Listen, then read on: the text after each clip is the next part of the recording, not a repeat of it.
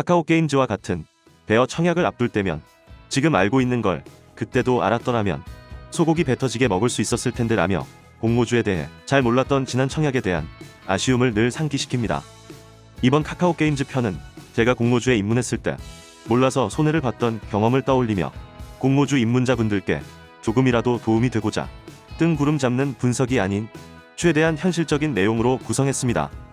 공모주 시장에서는 예상 시가총액이 조단위가 되면 대여라고 부릅니다. 카카오게임즈의 공모가를 밴드 상단인 24,000원으로 가정 시 시가총액 1조 7천억 수준입니다. 이만하면 1년에 몇 번 나오지 않는 대여급이자 공모주 시장에서는 빅이벤트입니다. 왜 이렇게 대여를 강조하느냐? 첫째, 청약할 수 있는 금액 한도도 크기 때문에 수익이 높을 가능성이 큽니다. 둘째, 시장에 관심이 쏠리기 때문에 수익률이 높을 가능성이 큽니다. 이렇게 수익과 수익률 모두 잡을 수 있기 때문에 대여에 한해서는 과하다 싶을 정도의 자금과 대출을 동원해 레버리지 효과를 얻는 것이죠. 하지만 자산만 많다고 이 대여를 잡을 수 있는 것은 아닙니다. 좋은 미끼와 낚싯대, 그물망만 있다고 대여를 잡을 수는 없습니다. 큰 물고기가 있는 바다로 가기 위해서는 배가 필요합니다. 바다로 갈 수 있게 해주는 이 배가 우리에게는 증권사 계좌인 셈입니다. 먼저 묻지도 따지지도 말고 미리 증권사 계좌를 만드세요.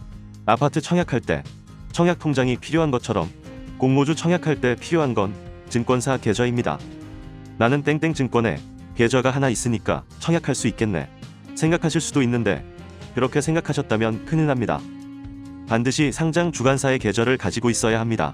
쉽게 말해 주관사는 상장하려는 기업이 우리 주식을 상장하려고 하는데 너무 어렵다. 증권사인 너네가 주도해서 처리해줘. 이렇게 대행해주는 대신 대가를 받는 게 주관사입니다. 자, 그럼 우리가 청약하려고 하는 카카오게임즈의 주관사는 어디인가요? 많이 알고 계시겠지만 저는 IPO 스탁이라는 사이트에서 정보를 확인합니다. IPO 공모 메뉴 중 리스트에서 카카오게임즈를 클릭, 공모 정보 탭에서 중요한 내용을 확인할 수 있습니다. 대표 주관사는 한국투자증권, 공동주관사는 삼성증권, KB증권 이렇게 총 3곳입니다. 중소형주의 경우 일반적으로 한 곳에 주관사가 진행하지만 대형주는 대표 주관사와 공동주관사가 있어 다수의 증권사가 진행하는데 많게는 6곳까지도 본 적이 있습니다. 여기서 주목해야 할 점이 2가지 있습니다. 첫째, 같은 증권사로는 중복 청약이 불가능하지만 다른 증권사로는 중복 청약이 가능하다는 점. 즉, 한국투자증권에 청약을 하고 청약할 자금이 더 남는다면 삼성증권에서도 KB증권에서도 청약할 수 있습니다. 둘째, 통합 경쟁률이 아니라 각 증권사마다 경쟁률이 다르다는 점. 즉, 경쟁률이 낮은 증권사에 청약을 해야 배정되는 주식이 한 주라도 더 많아지는 것이죠. 주관사, 최소 1개 계좌 개설은 필수고 이러한 이유 때문에 공동주관사의 계좌까지 개설해야 경쟁률이 낮은 곳에 청약할 수 있는 눈치작전이 가능해지는 것이죠. 최근 SK바이오팜 사례를 보면 한국투자증권이 351대 1로 가장 높았던 것에 비해 SK증권은 254대 1로 가장 낮았습니다. 총 4곳의 주관사가 있었지만 SK증권의 경쟁률이 낮아서 같은 금액이라도 더 많은 주식을 배정받을 수 있었죠. 1억의 청약증 거금을 SK증권에 청약했다면 최소 16주를 받고 한국투자증권에 청약했다면 최소 11주를 받게 되는 결과가 나옵니다. 비록 5주 차이지만 300%가 넘는 수익률이었음을 감안하면 약 70만원의 수익을 더 가져갈 수 있었던 것이죠. 증권사마다 배정된 주식 수량이 다르고 청약 신청할 수 있는 한도가 다릅니다. 보시는 것처럼 대표 주관사인 한국투자증권, 삼성증권, KB증권 순으로 배정된 주식 수가 많네요. 증권사마다 자사와 거래가 많은 고객에게 인센티브를 주기 위해 청약 우대 조건을 차등적으로 부여합니다. 증권사 계좌 개설 후 특별한 거래가 없었다면 대부분 온라인 전용 고객 50%에 해당됩니다. 배정 주식에 소수점이 붙는 경우 546입으로 소수점 첫째 자리가 5위하면 버리고 6 이상이면 살리는 방법을 주로 씁니다. 다만 소수점 첫째 자리가 6 이상이라고 해서 모두에게 한 주를 더 주는 것은 아니고 대부분의 증권사가 랜덤으로 배정한다고 하니 이 부분은 전적으로 운에 맡겨야 합니다. 그래도 소수점 첫째 자리가 6 이상이 되어야 의미 있는 것은 분명하니 눈치 전략을 펼치실 때 소수점 자리까지 염두에 두시고 청약하시면 치킨 한 마리 값이라도 더 벌 수 있다는 사실 잊지 마세요. SK바이오팜 사례에서 보듯이 개인 계좌 수가 적었던 소형 증권사인 SK증권 경쟁률이 가장 낮았습니다.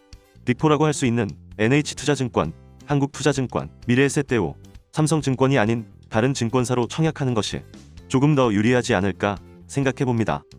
KB증권의 일반 청약 한도는 8,000주로 청약증거금 비율 50%를 적용, 9,600만원까지만 청약이 가능하니 1억 미만의 자산으로 투자를 생각하고 계시다면 KB증권을 관심있게 보시는 것도 좋을 것 같습니다.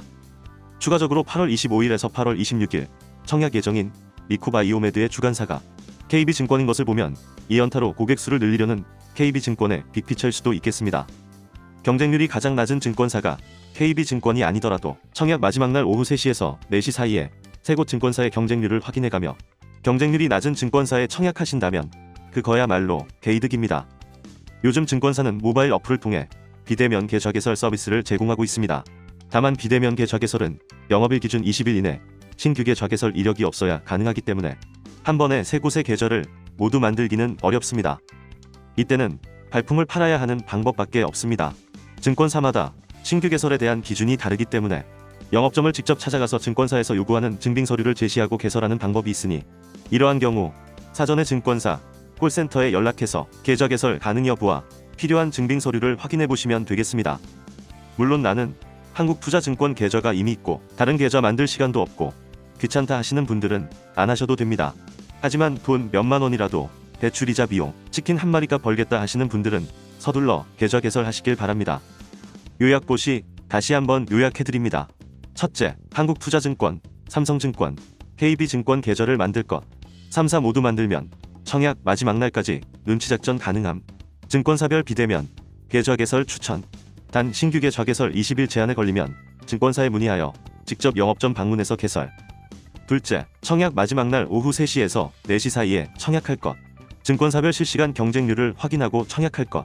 예상되는 배정 주식수의 소수점, 첫째 자리가 가급적 6 이상이 되도록 한 주라도 더 받을 가능성 높이기.